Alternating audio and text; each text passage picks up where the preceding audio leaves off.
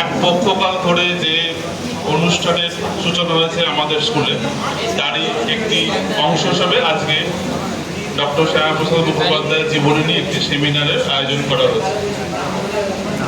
Doctor Shyamaprasad Mukhopadhyay এমনই একজন ব্যক্তিত্ব যার জীবন শুধু ঘটনা প্রবাহ নয়, বরং একটা আদর্শের প্রতীক।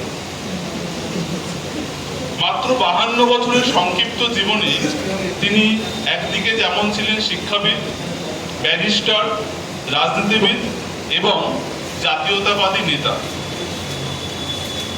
তার জীবন এমনভাবে আমাদের দেশের সমাজ সংস্কৃতিতে ছাপ ফেলেছে যে আজও তাকে নিয়ে সমানে চর্চা চলেছে, আজও তিনি সমানভাবে প্রাসঙ্গিক।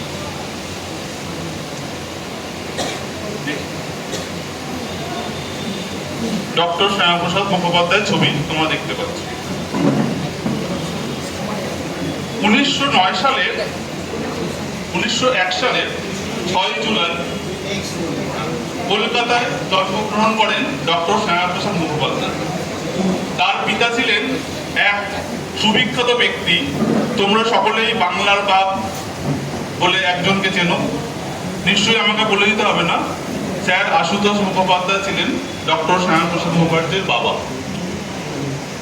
তার মা ছিলেন যোগমায়া দেবী।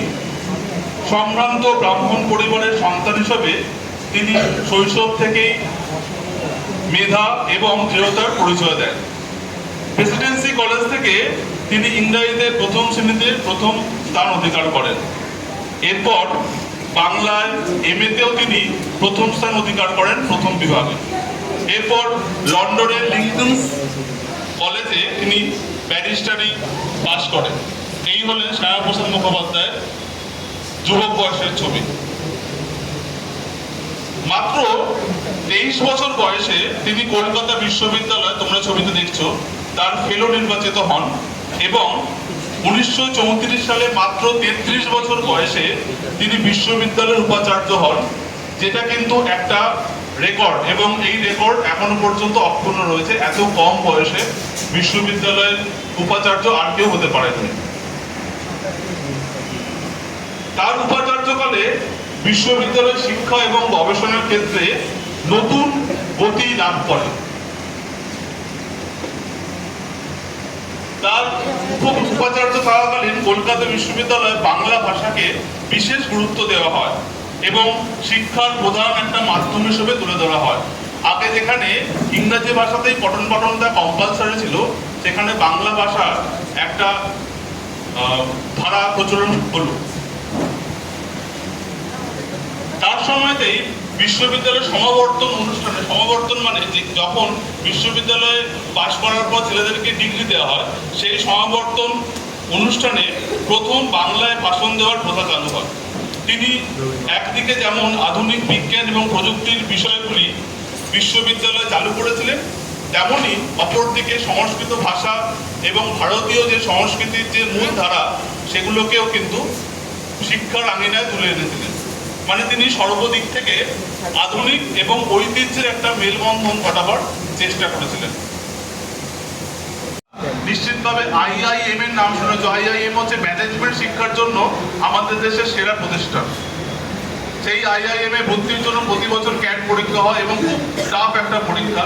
সেই IIM এর পূর্বসূরি ছিল এই প্রতিষ্ঠানে যার কথা আমি বললাম, প্রথম ম্যানেজমেন্ট প্রতিষ্ঠান। এছাড়া খড়গপুর এখনো আছে সেটা। এছাড়া খড়গপুর IIT, যেটা প্রযুক্তিবিদ্যার ক্ষেত্রে ভারতের সর্বশ্রেষ্ঠ প্রতিষ্ঠান, সেই খড়গপুর IIT তৈরির পেছনেও ছিল কিন্তু শ্যামাপ্রসাদ মুখার্জির অবদান। তবে 1950 সালে পাকিস্তানের তৎকালীন প্রধানমন্ত্রী লিয়াকত আলী খানের সঙ্গে জওহরলাল নেহরুর একটা চুক্তি স্বাক্ষরিত হয়। দেখতে পাচ্ছ তোমরা ছবিতে। যে চুক্তিটি পূর্ব পাকিস্তানে, মানে যেটা এখনকার বাংলাদেশ, সেখানে হিন্দু সংখ্যালঘুদের ওপর হওয়া অত্যাচারের সঠিক বিচার এবং সুরক্ষার অভাব রয়েছে বলে তিনি মনে করেন। শ্যামাপ্রসাদ মুখার্জি মনে করলেন যে সংখ্যালঘু যারা পূর্ব পাকিস্তানে রয়েছে তাদের ওপর ঠিকঠাক বিচার হচ্ছে না এবং এই কারণে তিনি নীতিগত যে তার মতপার্থক্য তৈরি হলো, তার জন্য তিনি কিন্তু নেহেরুর মন্ত্রিসভা থেকে পদত্যাগ করলেন। কোনো একজন কেন্দ্রীয় মন্ত্রী মন্ত্রিসভা থেকে পদত্যাগ করছেন, এটাই কিন্তু দেশের প্রথমবার।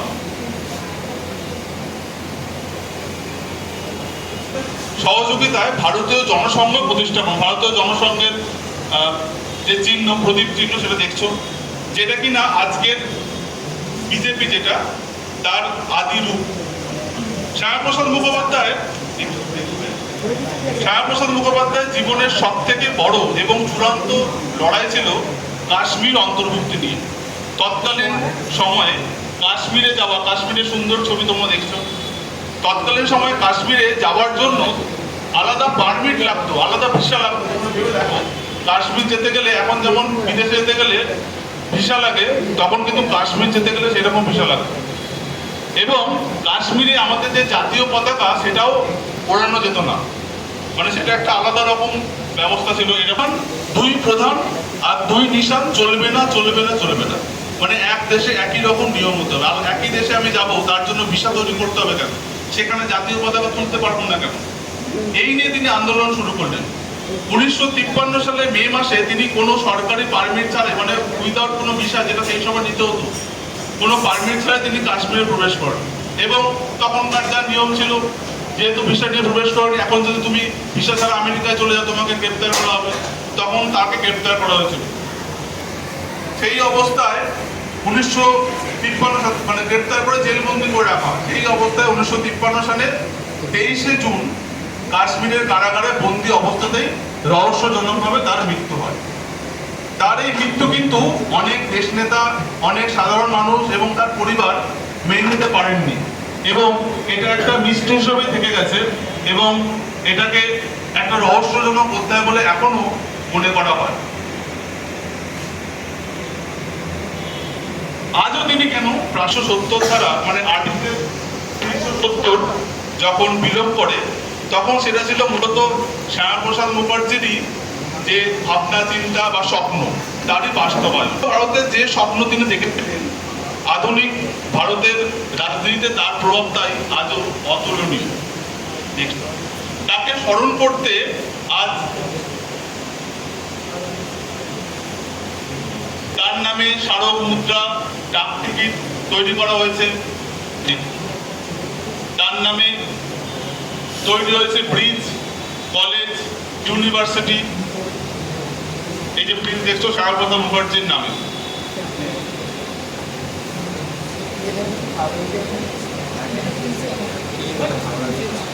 কলকাতার যে ডক, যেটা কলকাতা বন্দর, সেটা দেখছো ছবি, সেটাও শ্যামাপ্রসাদ মুখার্জির নামে নামাঙ্কিত করা হয়েছে তাকে শ্রদ্ধা জানানোর জন্য।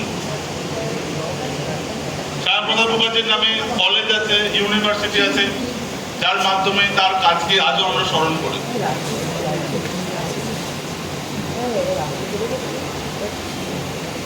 এবং দেশপ্রেমিক হিসেবে ডক্টর শ্যামাপ্রসাদ মুখোপাধ্যায়ের নাম ইতিহাসে চিরদিনের জন্য অমর হয়ে থাকবে।